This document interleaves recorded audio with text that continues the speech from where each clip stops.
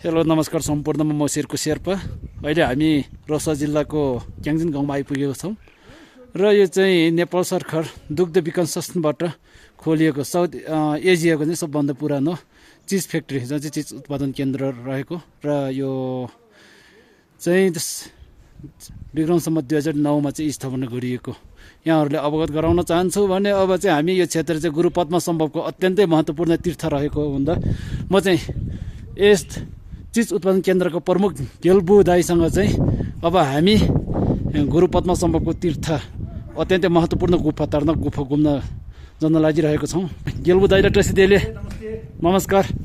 दाई हामी कहाँ जाने र अब यहाँबाट चिजबाट हामी चाहिँ यो चिज फ्याक्ट्री हुन्छ है यो तार्नाक टुप्पोमा गुरुङ पुर्सीको ध्यान गरेको ठाउँमा जाँदैछौँ। तार्नाक टुप्पो जाने बाटोमा छौँ र मलाई चाहिँ आज हाम्रो क्याङजिनको टिबेट होटलको साउदी गेल्बु दाइले चाहिँ गाइड गरिरहनु भएको छ।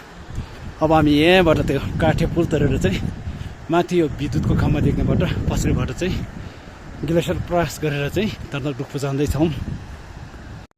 पुरानो गोठहरू भएको ठाउँमा आइपुग्यो है दाइ? यहाँ त चाहिँ गोठहरू तपाईँले दुध सङ्कलन गर्ने यही ठाउँबाट। अनि यहाँबाट चाहिँ माथि के छ अरे दाइ? तपस्या गर्ने एउटा गुफा बस्ने एकदम राम्रो गुफा ठाउँ थियो। पानी चाहिँ निकै समस्या छ। कहाँतिर दाइ यो? ऊ माथि ठुलो ढुङ्गाको छेउमा दाइ? अनि भर्खरमा चाहिँ उनीहरूको पानी के गर्न थाल्दछ भने प्लास्टिकमा त्यो प्लास्टिक राखेर अनि पानी पर्ने बेलामा त्यो पानी चाहिँ खाने रहेछ। लामाहरू चाहिँ त्यसरी तपस्या गर्नुहुन्छ? ए हजुर हजुर। त्यो त्यहाँको गुफाको नाम छ दाइ? यम्फू गुफा। यम्फू गुफा। हजुर हजुर। ए गुफा छ। भनेको चाहिँ ओह्राल भयो। यल भनेको यति हो। हजुर। यति चाहिँ त्यहाँ ए यो माथि गुफाभित्र चाहिँ 80 हराएको हुँदा चाहिँ यम्फू भनेर चाहिँ 80 चाहिँ यो फुकमा हरायो भनेर चाहिँ नामकरण भयो होइन दाइ? वाउ ब्युटिफुल, कस्तो राम्रो कथा। र अहिले हामी कुन ठाउँ पुग्यो दाइ? के भन्ने ठाउँ रे दाइ? रितप्सा। ए हजुर। ए हजुर।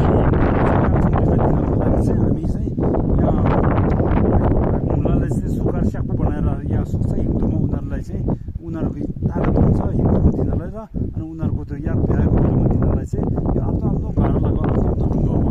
ए प्रत्येक घरको चाहिँ आफ्नो ढुङ्गा छ। अनि त्यहाँ रोपेको मुला चाहिँ हिउँदोमा काटेर सुकाएर चाहिँ गाई बस्तु खुवाउने गर्छ, जसले चाहिँ गाई बस्तुलाई चाहिँ एकदम तागत दिन्छ होइन दाइ? ए रितप्सा होइन ठाउँको नाम चाहिँ? मितप्सा। मितप्सा। हामी चाहिँ मितप्सा भन्ने बुझेको छौँ र अब अझै हामी निरन्तर यहाँबाट चाहिँ माथि तार्नाक गुफामा जाँदैछौँ। वाउ चिल कत्रो ठुलो। अहिले चाहिँ हामी मितप्साबाट नै माथि गइरहेछौँ र यो ठाउँ चाहिँ भूकम्पभन्दा पहिला चाहिँ यहाँ मुला रोप्ने ठुलो बारी थियो अरे।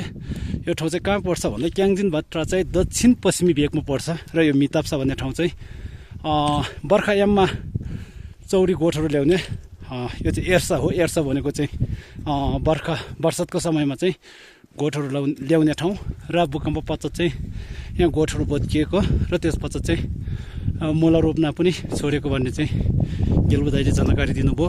अहिले यहाँ नाक याक चाहिँ बालेलाई र पोथीलाई चाहिँ नाक भनेर चाहिँ हिमाली भेगमा सम्बोधन गर्ने चलन छ। यो सुतिरहेको चाहिँ सबै नाक हुन्।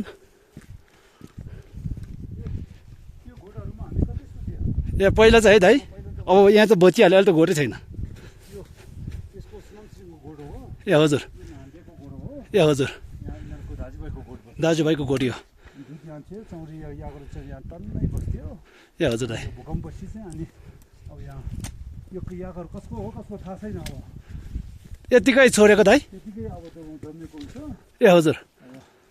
त्यसको घोडहरूमा चित्र एकदम राम्रो थियो। ए हजुर। घोड थियो अनि माथि एउटा घोड थियो। ए हजुर।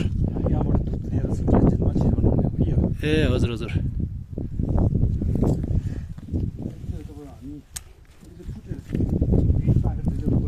ए हजुर हजुर।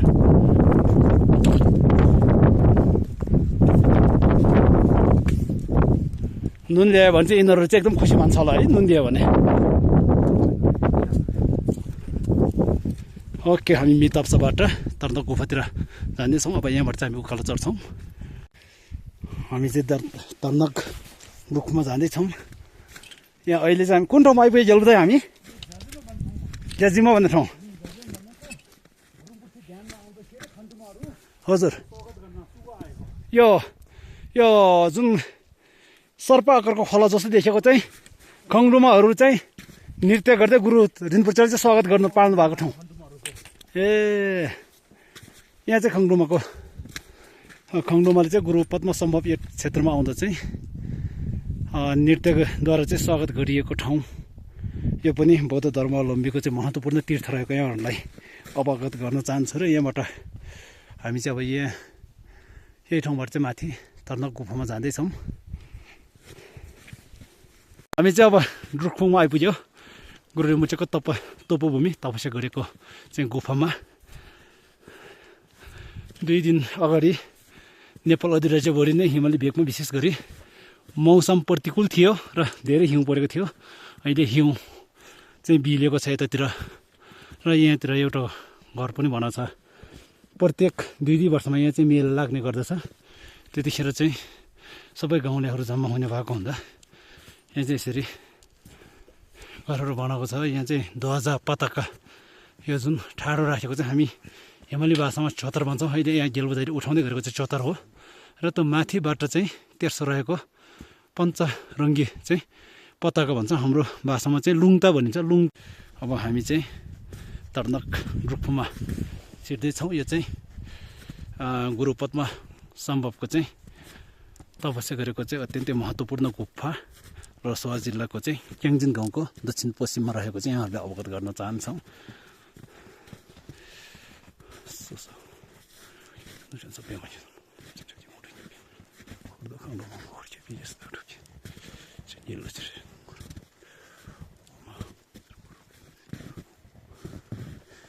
यो चाहिँ गुफाको द्वार।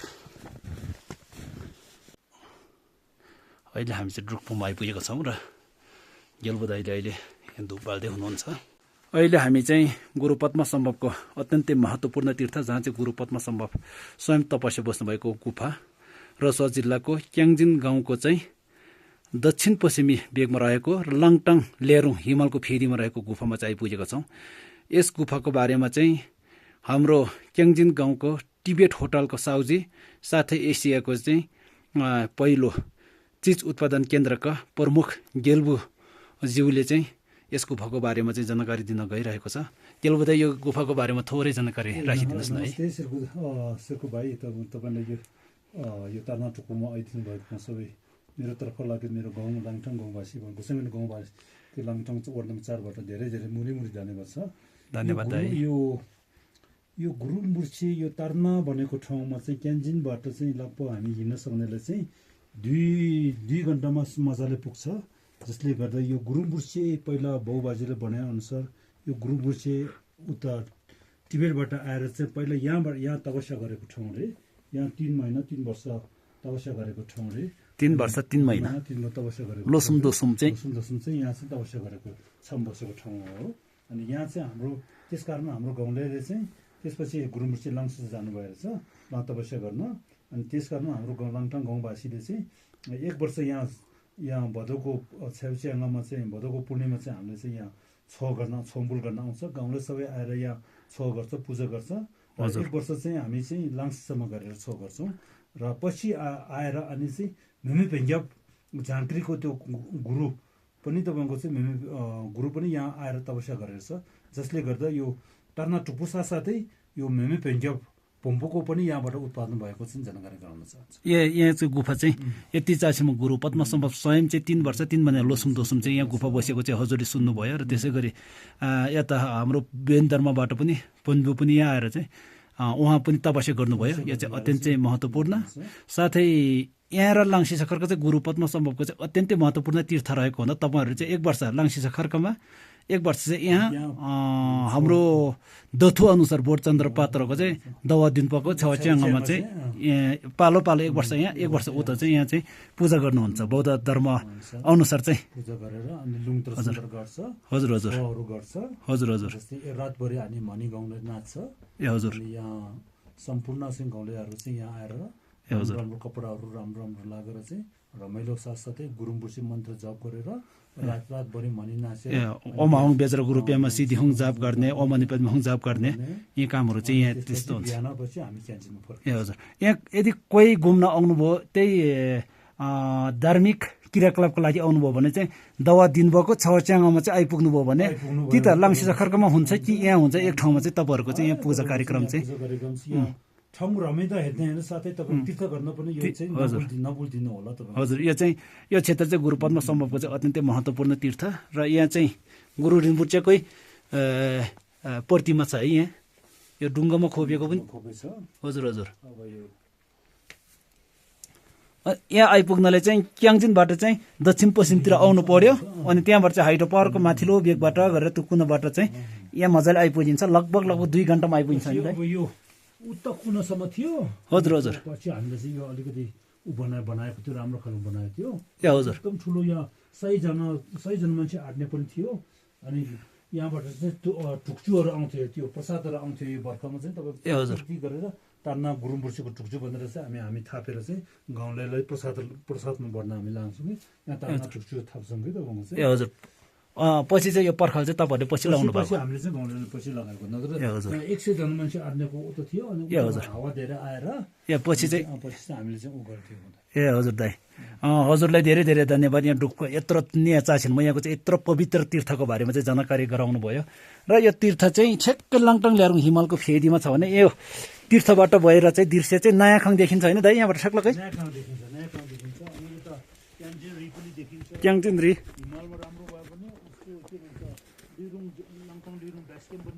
ए हजुर यहाँबाट दाइ ए ओके अहिले मौसम चाहिँ प्रतिकूल छ अनुकूल छैन त्यो भएर मात्रै हो यहाँ हामी चाहिँ अब गुफाबाट भएर निक्ल्यौँ र गुफाबाट चाहिँ ठ्याक्कै यहाँ देख्ने चाहिँ नयाँखाङ है दाइ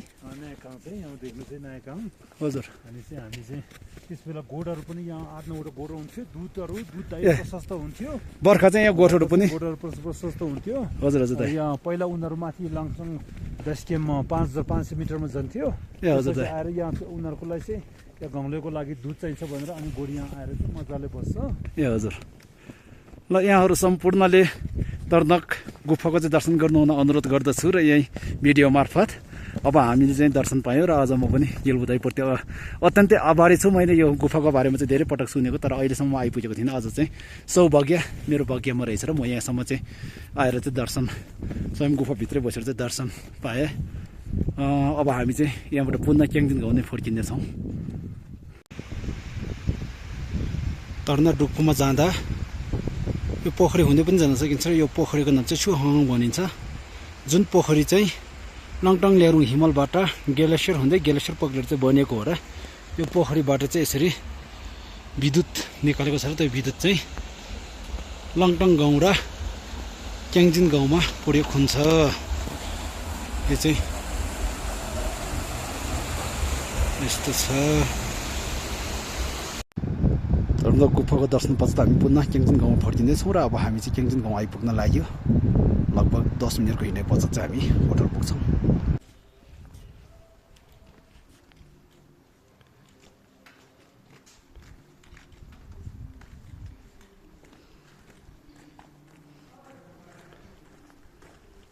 तर्नक डुक्फोको दर्शन गरेर अहिले चाहिँ पुनः होटलमा आइपुगेको छ यो चाहिँ टिबेट होटल हो र उहाँ गेलबुदाई यहाँको चिज केन्द्रको पनि प्रमुख र यो होटलको साउजी उहाँलाई म हृदयदेखि नै धन्यवाद भन्न चाहन्छु थ्याङ्क यू सो मच दाई थुचे छे ओके